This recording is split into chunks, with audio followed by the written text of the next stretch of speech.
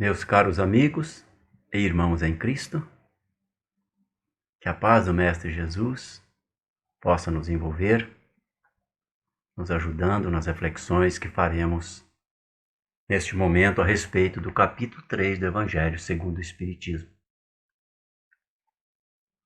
Este capítulo trata das moradas de meu Pai,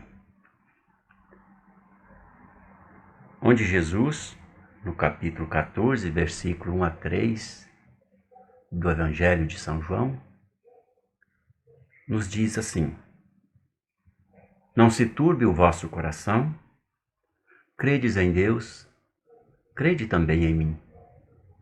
Há muitas moradas na casa de meu Pai. Se assim não fosse, já vô-lo teria dito, pois me vou para vos preparar o lugar. Depois que me tenha ido e que vos houver preparado o lugar, voltarei e vos retirarei para mim, a fim de que, onde eu estiver, também vós aí estejais. Estas palavras de Jesus foram ditas no momento em que ele participava da Santa Ceia com seus apóstolos, naquela despedida, onde ele anunciava as dores, o seu calvário, e onde dizia que iria embora. Vendo seus discípulos tristes, ele lhes afiançou que iria embora, mas que não ficassem tristes, que não ficassem inseguros, que não turbasse o coração, pois ele estava indo para preparar o lugar. E estas reflexões, com certeza, são muito importantes para este momento em que nós estamos vivendo, em que a nossa terra é sacudida por uma pandemia, causando tanta insegurança, causando tanto medo, nos fazendo pensar sobre assuntos que antes nós nunca tínhamos pensado. E Jesus, quando nos afiancia que está indo preparar uma morada, a gente fica a perguntar: que morada será essa? Onde será essa morada? Em outro planeta? Em outra galáxia? Pelo Evangelho de Jesus, pelo que ele nos deixou escrito, nós podemos dizer que esta morada é a nossa terra. É esta morada que Jesus vem preparando com muito carinho, desde quando ela era apenas uma nebulosa.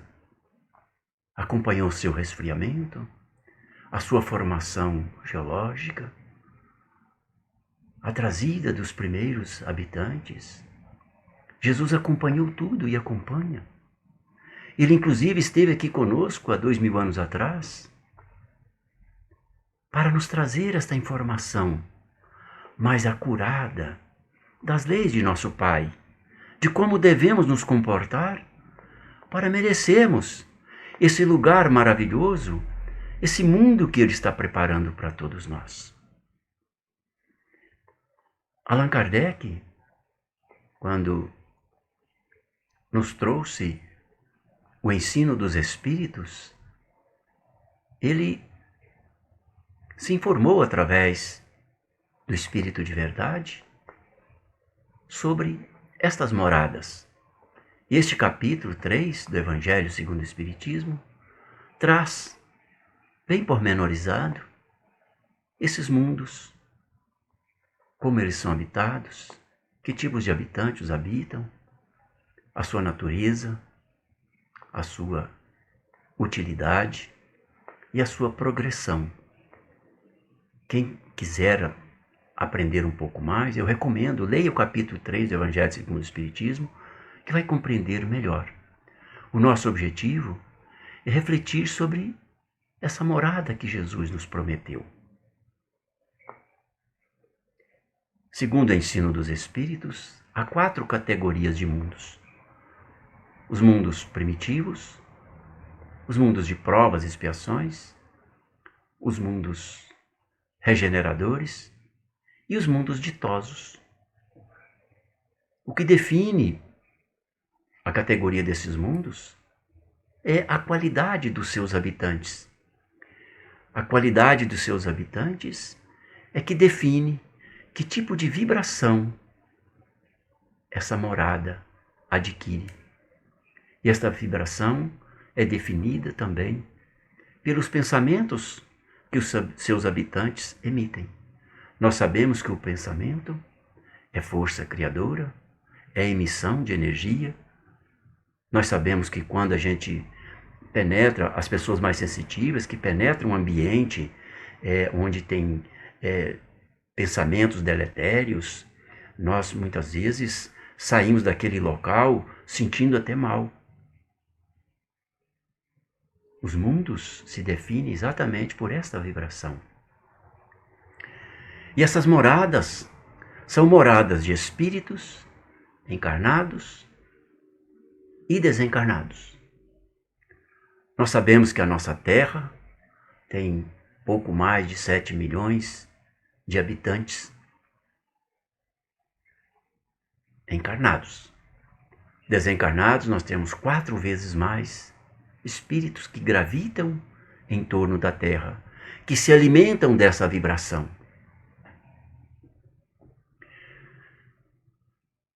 As categorias de espíritos, conforme a informação dos espíritos, são de espíritos imperfeitos.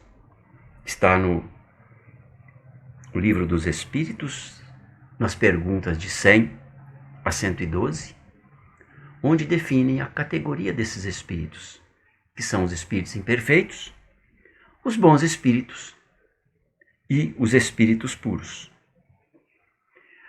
Os mundos são habitados pela categoria dos espíritos, como eu disse. Então, os mundos primitivos e os de provas e expiações são habitados por espíritos imperfeitos. Os mundos regeneradores são habitados por bons espíritos. E os mundos ditosos são habitados pelos espíritos puros, os espíritos que alcançaram um grau de evolução muito elevado. E, como nós sabemos, a nossa Terra já foi um mundo primitivo. Jesus Cristo, quando esteve aqui, veio fazer essa transição de mundo de provas e expiações para mundo de mundo primitivo para mundo de provas e expiações.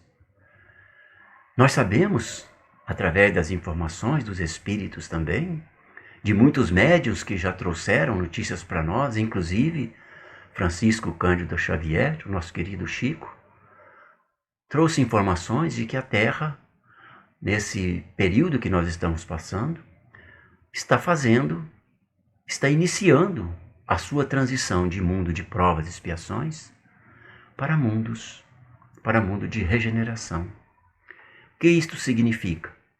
O mundo primitivo são de espíritos ainda brutalizados, espíritos muito imperfeitos. O mundo de provas e expiações, que é a nossa Terra presentemente, que está passando para mundo de regeneração, onde os seus habitantes adquirem muito conhecimento, muita capacidade tecnológica, mas que ainda não têm o conhecimento total das leis divinas. Cristo veio preparar para nós esse mundo, trazendo, há 2000 anos atrás, o conhecimento dessas leis. Ficamos 2000 anos pensando, estudando, ou muitas vezes deixando para lá. Não nos interessamos. Mas estamos agora às portas de uma mudança. E como o próprio Cristo disse, aqueles que não estão preparados, que não estão com a veste nupcial, sofrerão muitas dores. Haverá choro e ranger de dentes. Aqueles que não carregam os princípios da lei de Deus no coração, sofrerão mais para poder despertar. É a lei de nosso Pai nos dando essa oportunidade. Então o recado que nos traz é de que moramos na Terra, é um mundo de provas e expiações, e que há um número por volta de 30 milhões de espíritos gravitando em torno dessa Terra, se preparando para o mundo de regeneração. Um mundo onde moram bons espíritos, aqueles que não são mais voltados para o mal, aqueles que ainda erram por ignorância, mas não porque querem errar. No Sermão do Monte, onde Jesus lista 7 bem-aventuranças, essas bem-aventuranças começam, a primeira delas, com os humildes, porque é deles o reino dos céus. Quem não for humilde não chegará jamais ao reino dos céus. Quem não tiver humildade para compreender que tem muito a aprender, que tem muito a corrigir, que tem muito a mudar, aprender principalmente a lei de Deus, ele não verá jamais o céu. Enquanto ele não adquirir a humildade, ele não verá o céu. A segunda bem-aventurança é a dos que choram, dos que sofrem, porque serão consolados. A dor é um instrumento que Deus utiliza para nos despertar, para nos dar o inconformismo dessa vida que não nos interessa, essa vida de sofrimento. Nenhum de nós quer. A terceira bem-aventurança, bem-aventurados os mansos, porque possuirão a terra. Olha aí, Jesus nos deu um indicativo de quem habitará a terra, que permanecerá na terra, são aqueles que são mansos. Quem são os mansos? Aqueles que já não têm mais no coração o orgulho, a vaidade, o egoísmo. Aqueles que já aprenderam através do sofrimento que é preciso apaziguar, que não dá para revoltar, que é bondoso, que é caridoso. Então, permanecerá na terra, nesta passagem que nós estamos tendo de mundo de provas e expiações para mundo de regeneração, aqueles espíritos voltados para o bem.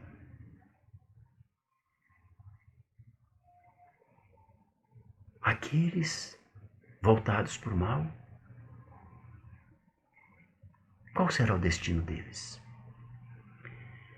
No último julgamento, em Mateus, capítulo 25, versículo 31 a 46, Jesus fala que quando vier, irá separar os cabritos das ovelhas.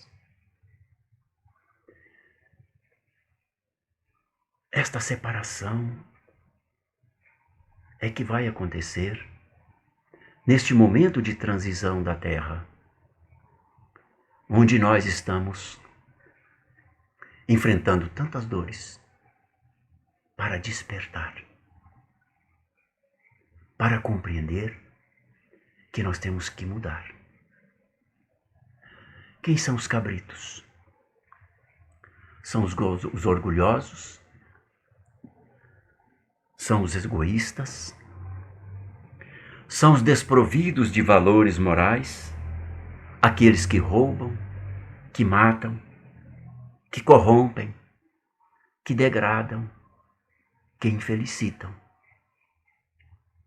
São os que fazem mau uso da existência, desta oportunidade maravilhosa de viver. Estes serão convidados a fazer a sua evolução em um mundo primitivo. Como a Terra, há 5.000 anos atrás.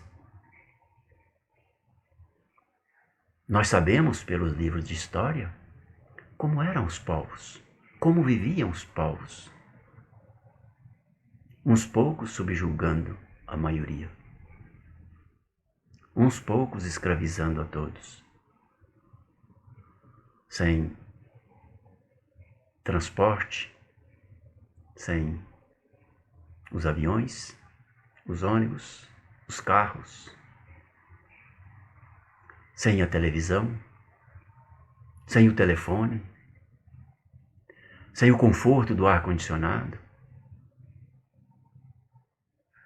sem tantas mordomias que o mundo moderno nos oferece.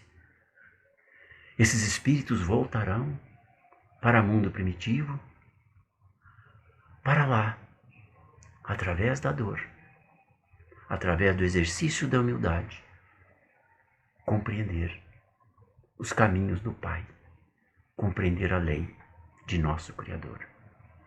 Estes serão os destinos daqueles que Jesus diz que são os cabritos.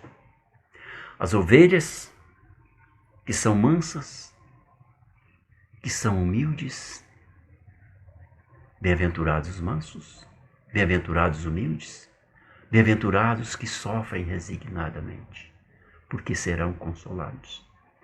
Estas são as ovelhas que Jesus nos afiançou. Nenhuma de minhas ovelhas se perderá. Muito forte isso, né? Muito consolador. E estas ovelhas são aqueles que cumprem a lei de Deus. São aqueles que assumem o seu compromisso na família, como pai ou como mãe, como filho, como irmão, como tio, como um parente, não importa o grau de parentesco, mas que cumpre o seu papel como pai, como mãe, como filho, como irmão. Como estamos nos comportando? Como estamos diante destas obrigações que a vida nos oferece diante da família? Nós valorizamos a família? Nós queremos que a família seja feliz junto de nós? Nós fazemos algum esforço para sermos humildes diante da esposa, diante do marido, diante do filho? Ou nós somos déspotas? Nós cumprimos a nossa obrigação no trabalho, que nos dá a oportunidade de ganhar o sustento para o nosso corpo, de criar as mordomias que nós tanto gostamos. Como é que nós nos comportamos no nosso trabalho? Nós somos diligentes? Nós trabalhamos? Nós cumprimos a nossa obrigação? E diante da sociedade, como é que nós nos comportamos? Vinde benditos de meu Pai. Este é o recado que Jesus nos deixou. Se só os mansos herdarão a terra, e a terra está fazendo uma mudança, nós devemos nos preocupar exatamente em nos preparar para acompanharmos esta mudança. Aqueles que se acham ainda muito tristes, que não cumprem ainda a lei de Deus na sua inteireza, mas que está se esforçando, não se preocupem. Nós teremos pelo menos mais uns 100 anos de mudança da terra de mundo de provas e expiações para mundo de regeneração. Então não há o que temer. Ainda temos tempo para fazermos a nossa mudança, para compreendermos que Jesus quer de nós, para compreendermos aquilo que Ele veio nos ensinar há 2000 anos atrás, a lei de Deus. Então, se Jesus nos deu a receita, nos deu o seu Evangelho, é hora de começarmos a estudar, é hora de começarmos a compreender a lei de Deus. O que Deus espera de nós? O que Ele quer de nós? Mãos à obra, meus irmãos. Que Jesus nos abençoe, nos ampare e nos ajude a tomar boas resoluções para a nossa vida. Boa noite a todos.